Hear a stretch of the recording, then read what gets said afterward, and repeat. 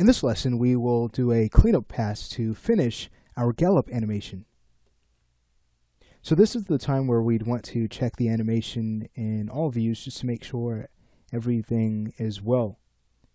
So a few views that I will point out in this lesson will be the side view and also our top view. We really haven't taken a look at things from the top, so let's make sure we don't overlook that.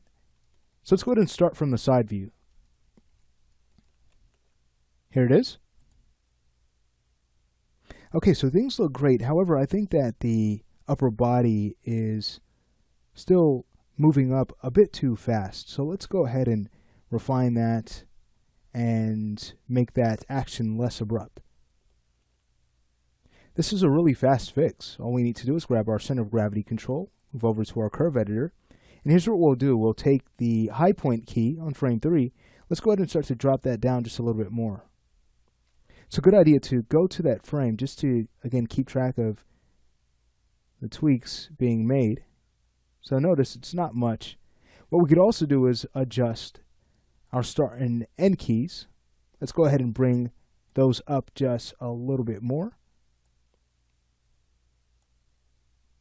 Okay, great. So what we're doing is cushioning out the beginning just a little bit more, and we should be good to go. Let's go ahead and check this one more time.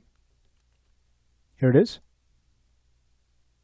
Much better. So now the upper body doesn't seem snappy. Great. So at this point, we can go ahead and take a look at our top view. So back into 3ds Max, let's go ahead and change our camera angle and create another preview. So here is our top view. And as you can see, things look very rigid at this angle. Though you wouldn't get too much movement, of course, we can still loosen this up a bit. So let's go ahead and take care of that. Again, this is another very fast fix. Let's go ahead and start with our thorax control. Grab our rotate tool. What we're looking at is when the left leg moves forward, and then at that point we can have the thorax rotate slightly in that direction, just a little bit, not much at all. And then we can take a look at the right leg when that swings forward, and we can go ahead and rotate on about frame 12 here.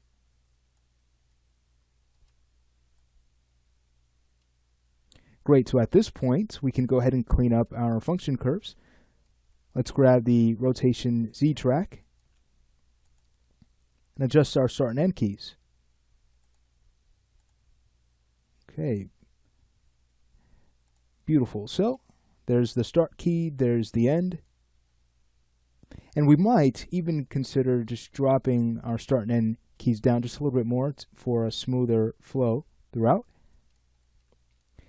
And now it's just a matter of doing the same thing for the pelvis to finish up. So let's go ahead and get right to work. We'll grab our pelvis control, and we're again looking at the legs. So at this point where the left leg is forward on frame 7, let's go ahead and rotate the pelvis in that direction. And then a few frames after, on frame 14, taking a look at the right leg, you can go ahead and rotate in the opposite direction. At that point, moving back to the curve editor, let's go ahead and expand everything. I'll then turn off manual navigation, and we can clean up our F-curves. There wasn't much to clean up on the thorax because we didn't really animate that control. So there might be a few keys that we can definitely get rid of, but it's not a big issue at all. All right, great. So this looks good. Let's say we go ahead and create another preview. Here's the preview. Okay, great. So again, we've done that to loosen things up in the top view a bit. And what we're left with is an amazing gallop animation. All right.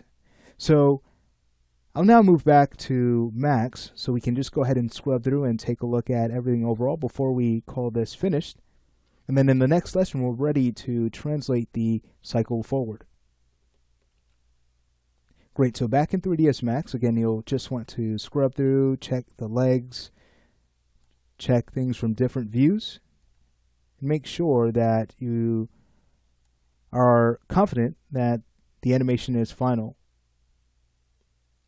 So I'd say what we have is really nice.